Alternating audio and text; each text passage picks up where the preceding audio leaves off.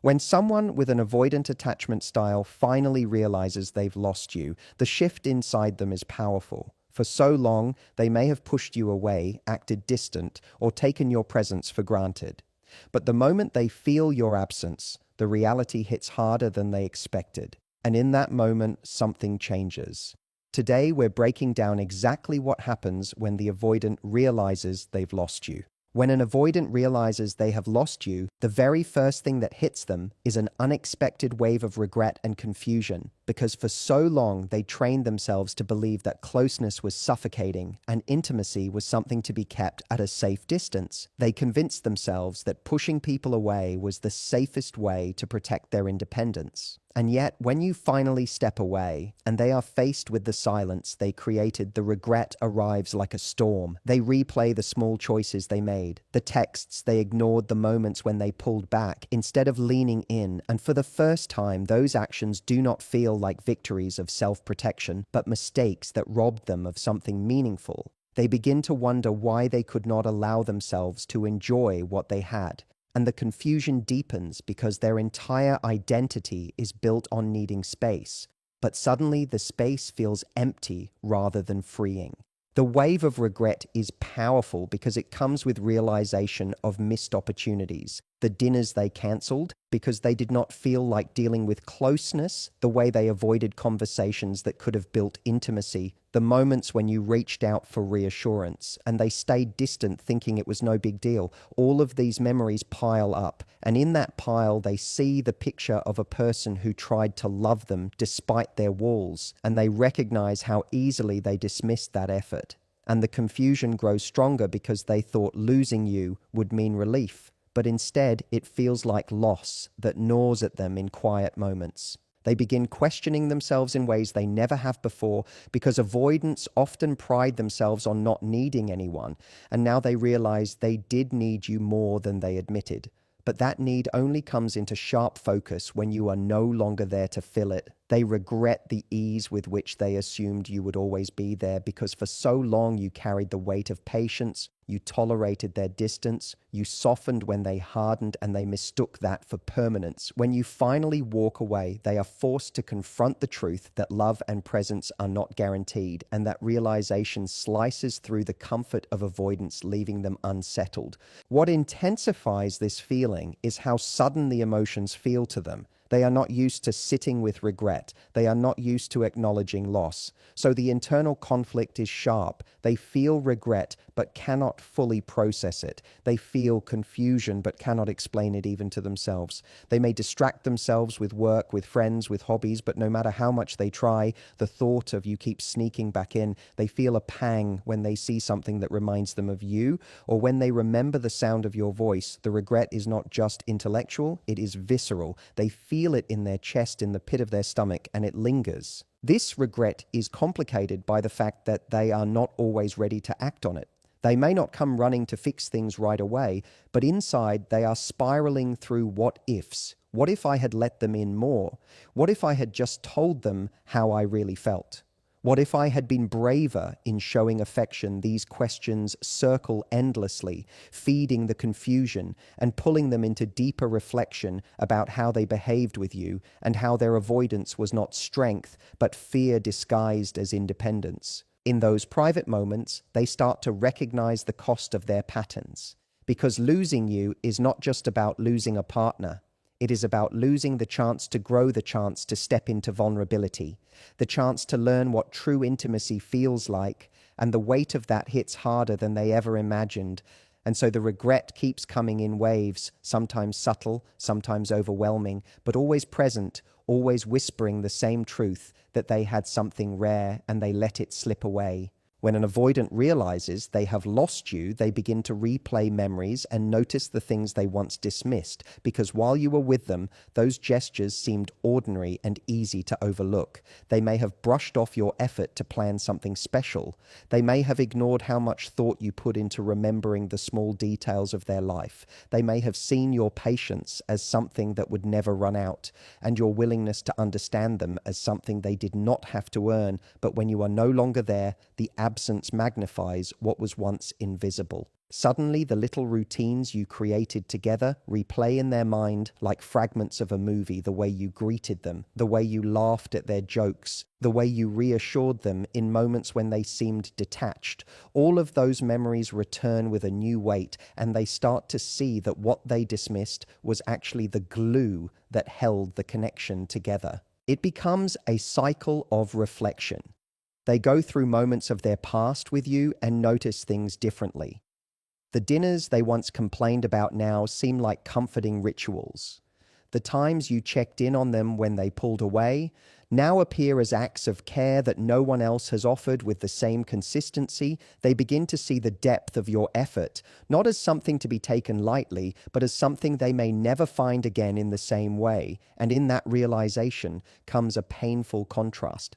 They had convinced themselves they did not need too much closeness, but your absence shows them that it was that closeness that gave color to their world, and without it, life feels muted.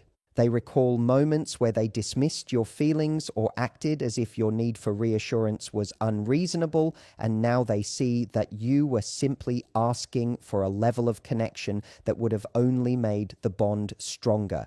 They regret brushing it off. They regret rolling their eyes at the times you wanted more time together. They regret not listening fully when you opened up, because in hindsight, those were not inconveniences. They were invitations to intimacy. And every missed opportunity now plays back as a reminder of what could have been if they had chosen to be more present. The replay of memories becomes more intense at unexpected times. They might hear a song that reminds them of a drive you once took together, and suddenly they feel the ache of loss. They might walk past a place you both visited, and instead of feeling indifferent, they are hit with the sharpness of nostalgia. They may scroll through their phone, see an old picture, and stop longer than they want to admit, because the image carries more meaning now than it did then. Each reminder stirs a deeper awareness of how much you gave and how little they fully appreciated it when they had the chance. In this stage of realization, they start to feel the weight of patterns they could not see before they remember how you adapted to their distance, how you adjusted your expectations so you would not scare them away, and how you quietly carried the burden of holding the connection together.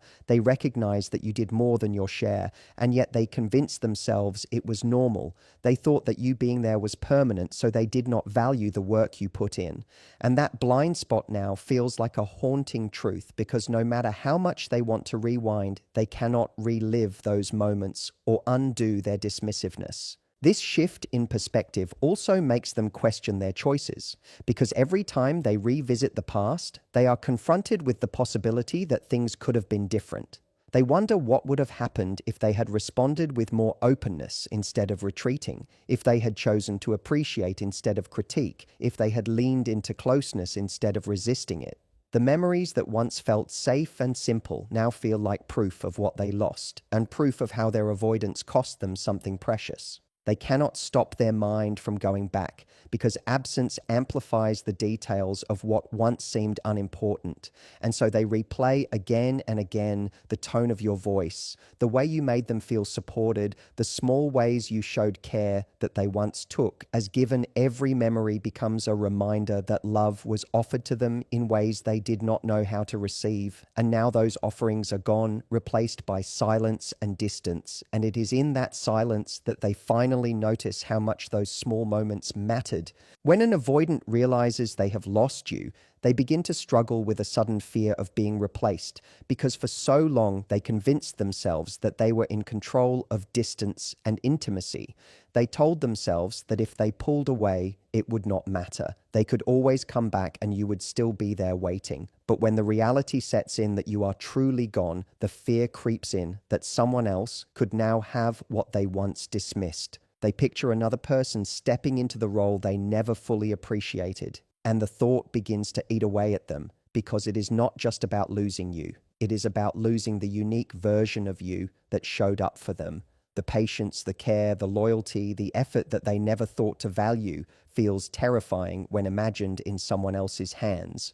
The fear of being replaced comes with a sudden awareness of how attractive and worthy you always were, but that awareness is sharpened because absence forces them to see you through a different lens. When you were with them, they could downplay your qualities in order to justify their distance. They might have convinced themselves that you were too demanding, too emotional, too much, but when you step away and they imagine you being loved by someone else, those same qualities become the exact things they miss: the way you cared deeply, the way you stayed committed, the way you tried to understand them in their complexity. They realize that those traits are rare, and if another person is wise enough to cherish them, it will be the avoidant who has to live with knowing they gave it away. This fear unsettles them because it breaks the illusion of control that they held on to for so long.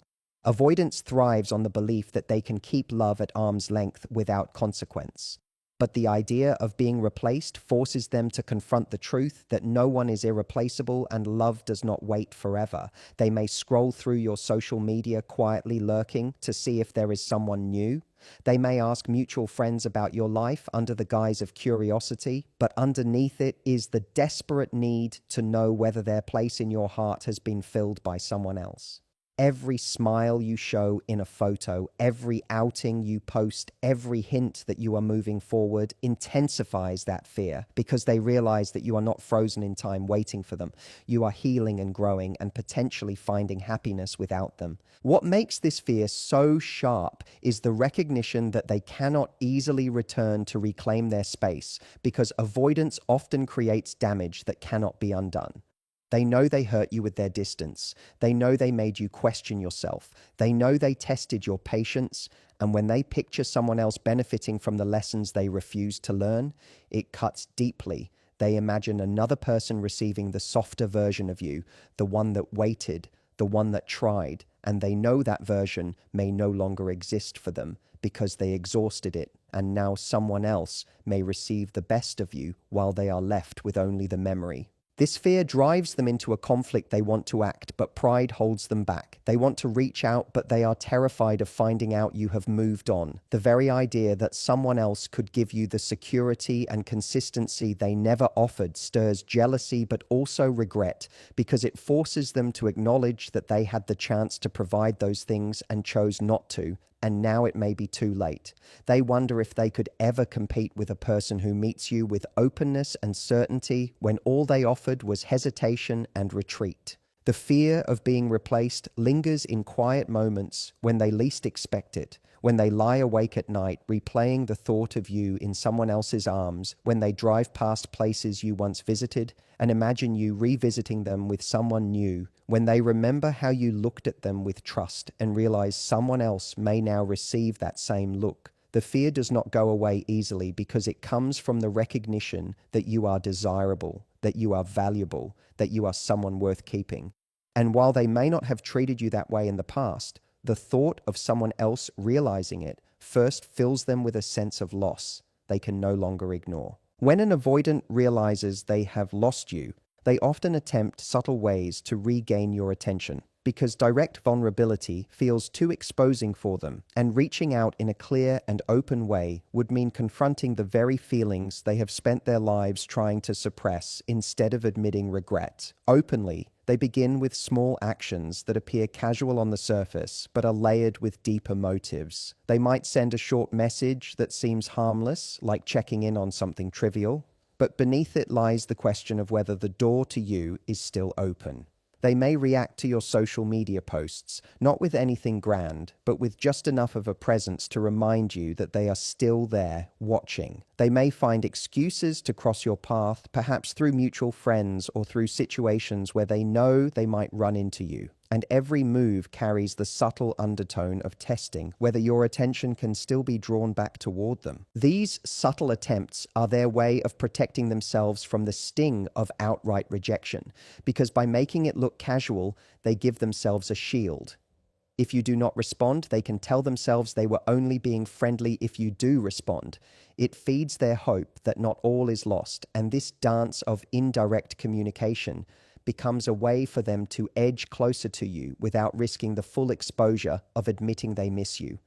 It is a strategy born from fear, but also from longing, because while they struggle to say the words, "I regret losing you," they cannot suppress the pull to reconnect. They might use humor as a bridge, perhaps reminding you of an inside joke or bringing up a memory that only the two of you share. These moments are not accidental. They are intentional ways of reigniting a sense of familiarity and connection without saying too much. They may comment on something they know matters to you as a way of signaling that they remember more than they let on before, because now that you are gone, they are desperate to show in small ways that they were paying attention, even when it seemed like they were not. And each subtle move is driven by the hope that you will recognize their presence without them having to fully own their vulnerability. What makes these attempts so complex is the push and pull happening inside them.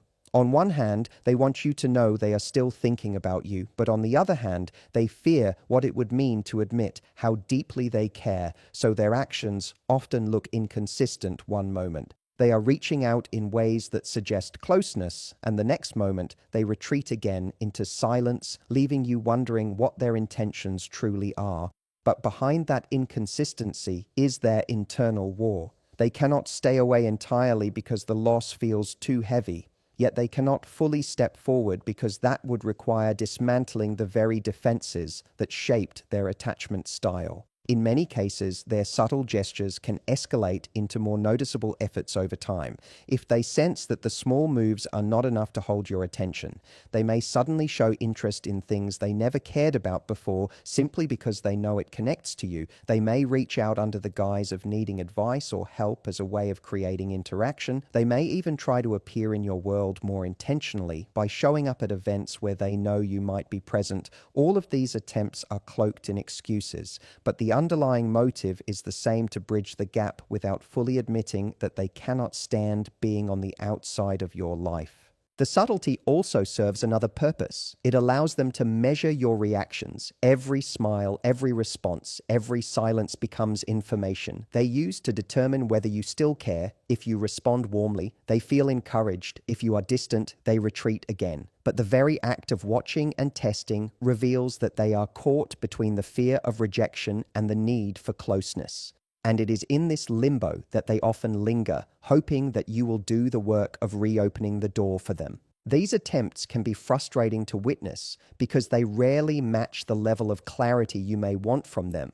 But from their perspective, these small gestures are monumental steps forward, because for someone who has built their life on avoiding vulnerability, even a casual text or a subtle attempt to reconnect feels like crossing a line they have long been afraid of, and so they continue with these careful strategies, inching closer while trying not to expose too much, hoping that somehow through these fragments of connection they can find a way back into your world without fully facing the fear that keeps them guarded. When an avoidant realizes they have lost you, they begin to wrestle with their own pride versus their desire to reach out. And this battle inside them is often one of the most intense struggles they will ever face, because pride has been their armor for so long. It is the mask that allows them to appear unaffected, the shield that convinces them they do not need anyone. And for years, that pride has been reinforced by the way they avoided vulnerability. But now that they feel the depth of what losing you really means, that same pride becomes the wall that stands between them and the possibility of repairing what is broken.